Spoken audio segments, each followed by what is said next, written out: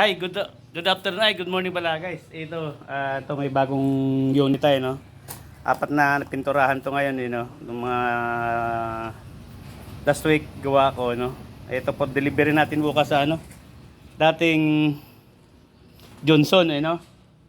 Diyan sa loob ng Liip, may may isang customer doon na gusto niya makita, ita-try niya to para kasi canteen yun yung pinakadulo ng building diyan, may isang canteen diyan sa dating Johnson. Ngayon titingnan nila bukas. Ito guys, ito pa yung isa, ito yung pinaka heavy duty niya, no. Yung double burner niya. Yan guys, yan. Yung pinaka double burner niya. Yan guys, apat na unit to, no. Yan, may may-ari na. Yung may-ari niyan isang taga dalawang Bicol may-ari diyan. Ano? Yan guys. Ayan guys, thank you.